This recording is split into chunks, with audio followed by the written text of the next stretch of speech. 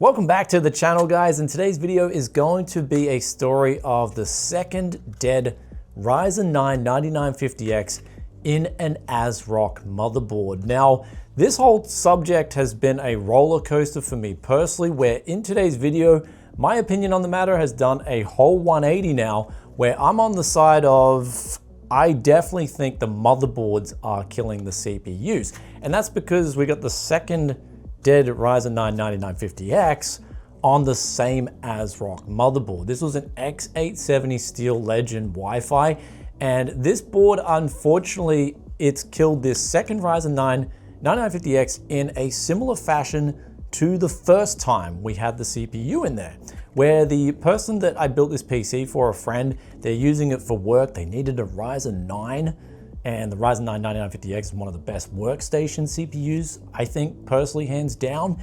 And about 3 to 4 months in, they had this problem where they were just watching some movies in their free time, and then the CPU just suddenly, the light came on the motherboard, the CPU red light came on the motherboard, and the whole thing just would not boot after that. And this time around, unfortunately, it's pretty much a similar story where this CPU has now died in the same kind of time frame, 3 to 4 months later after we put it in, and it was only transferring files this time around. Now, keep in mind, there was a few things that we did differently this time and a few different things that we tried, and we'll talk about all of that just quickly after a word from today's video sponsor, which is VIP SSD keys. If you guys want to get activated with Windows 10 or Windows 11 LTSC licenses, these are the no bloat options. You can get activated for really cheap with the links in the description below. Use the coupon code BFTYC for a huge discount too. And you can also get Windows 11 Home and Pro as well if you want those options. However, back to this whole dilemma with the Ryzen CPUs, and I recently checked the ASRock subreddit going through there, and this issue has clearly not been fixed. There's people constantly posting up about dead CPUs. There's people in those forums that have said that they've had 2 CPUs die on the same motherboard as well. However, in the past, I gave ASRock the benefit of the doubt in that situation because I was told more or less that the CPUs, there was bad batches going on there. I was sort of told to look at the CPUs a little bit more closely and see what my findings could uncover there. And that's what my previous opinion was okay, bad batches of CPUs were out there, and these motherboards had slightly higher elevated voltage levels to, say, MSI, Zeus, and Gigabyte motherboards. And so that was essentially killing off the so-called weak CPUs that were just out of these standard deviations. And I was led to believe that AMD was more so the one to blame here. But having now 2 dead CPUs from completely different sources die on this same motherboard is a very big cause for concern here and so I ran some statistics here, and apparently the chances of this happening on a Ryzen 9 is, especially a 9000 series, is around 1 in 5,000 roughly, the chances of that happening. And so I can kind of personally use that as a confidence interval here to say that I'm 99.9% sure that I think these motherboards have something wrong with them. And why I'm talking about me having different batches was because when I read through the ASRock subreddit, a lot of people were taking the CPU back to the same retailer, getting it replaced there, and it could have came from the same batch. But this time around, I got this Ryzen 9 9950X from a completely different retailer, completely different batch. It was more of a newer batch too, and the sad thing was it just died in similar fashion. Now, there are some scary points here where I tried updating the BIOS,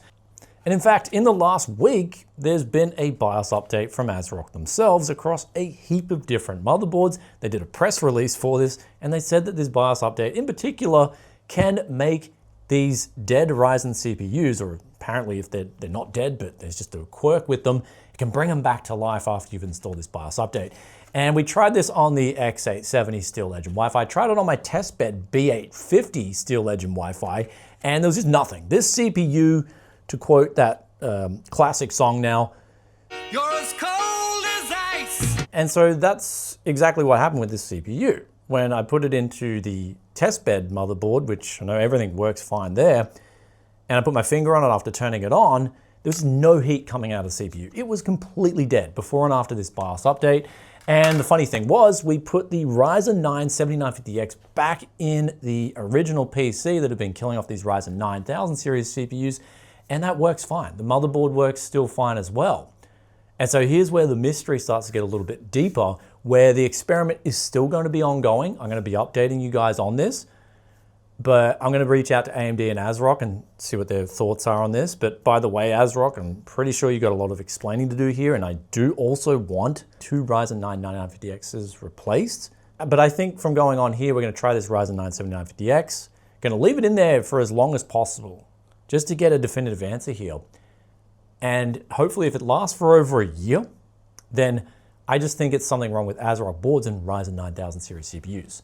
So now we're getting onto the part of what do I think is happening with these motherboards. And this is weird because I've had a heap of different B850s, X870 ASRock boards, and I've never had a problem with any of them except this one Steel Legend board, which leads me to believe that some of the motherboards are at fault here. Some of the motherboards are faulty, and that's causing the particular motherboard to then kill the CPUs in rapid succession.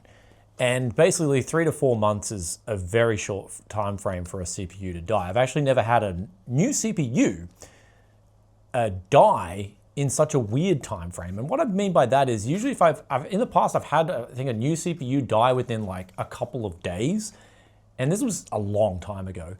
Then I've had just really old used CPUs. I've never had the 3 to 4 month time period, and that's a really weird one. And that's where I believe with the motherboards in particular, some of these motherboards are using, perhaps it's the VRM regulator or it's a MOSFET or something is just inherently buggy with the parts being used on the motherboard to the point where they're passing the typical tests in the factory. And usually when it comes to these factories, what will happen is they'll just test like a big batch of the parts and they won't test the rest of the parts because it'll save time and they can have this real high statistical confidence interval that they can use to then say, well, yeah, we're gonna have a failure rate on some of these parts and it'll be X percentage. But what I believe here is that the companies that are making these MOSFETs or VRMs or whatever it exactly is there's a few bad ones slipping out and there's something gone wrong with the quality control there, and they're then making their way onto some of these motherboards, and that's where you're getting the rare killer motherboard. And I just believe that's the case now, and it's not so the CPU, because when it comes down to the CPUs themselves, AMD does, I mean, they're one of the biggest companies in the world for tech. They've got one of the most strenuous quality control systems out there, because basically when you have these kinds of things happen where you got dead CPUs, it's not just the CPU being dead and replacing it, it's the hassle of the person who's having to deal with this. My friend, for instance, has had to drive down from Brisbane and waste a lot of his time in 2 different occasions now for us to then diagnose the problem and see what's happening and then fix it. And so that time, a lot of the people don't get that time back, and it causes a lot of bitterness and resentment towards the companies. And when they don't know what's going on and they're just, ASRock's then saying, well, putting the blame on AMD or just passing the buck off, and then AMD's doing the same, and we're not getting a definitive answer. And so I do believe with these motherboards, as we said before, it's got something to do with essentially a rare batch of motherboards that has the faulty part, and that's causing the CPUs to die prematurely. Now, what's also a concern is apparently as of late, Asus is having their own problems where CPUs are dying on their motherboards. It's nowhere near as statistically important as it is on the ASRock boards, but it does give a little bit of cause for concern. Though I thought by now, if it was the CPUs and ASRock just gave a little bit more aggressive voltages and there was these bad batches of CPUs, you would have seen a lot more CPUs by this time than dying on the other big 3 motherboard manufacturers. But it just didn't come to fruition when I was looking down that angle. But the last thing I want to talk about is the B850 that I've been using on my test bench for quite a while now. I think it's been over a year. That's just been rock solid. I've had 0 issues with that. It's been fantastic. So that's sort of like one of those other things on the flip side. But my advice would be going forward, if you've already got the ASRock board and you've already purchased it and you've already got the CPU and then you have a dead CPU, I would just get both the motherboard and the CPU replaced. I wouldn't get a different CPU on that same motherboard. That's just going to be cause for future headaches. And looking at the CPU this time around, there was really nothing wrong with it in terms of marks on the back. And also, I did speak to some people in the industry, especially retailers, as big retailer on the Gold Coast here, one of the biggest retailers in Australia as a chain. And they said the Ryzen 9000 series CPUs in particular, the failure rates aren't inherently any different to any other brand of CPU that's been released in the past. They showed me some of the rates there. They had some really good statistics to work on. And really the only one that's been crazy out of the ordinary has been the 13th and 14th gen, especially the i9s. And there's even been i7s. They've had just an insane failure rate versus how many have been sold. So that in itself does, again, hearing that and then my own experience does lead me to believe it is the motherboards. In that particular retailer, they said they don't really stock many ASRock boards. They've only got really a select few. And when they sell them, they're usually budget boards and they go with like Ryzen 5s. A lot of the time. So that's another interesting angle to look at, which points towards, again, high powered components on these ASRock boards.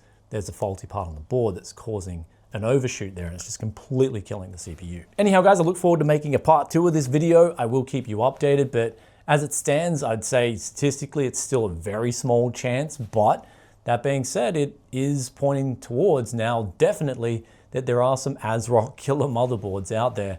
Though, as I said just before in this video, I am going to keep this experiment going, especially with that Ryzen 7000 series CPU in there. I want to see if it kills that too.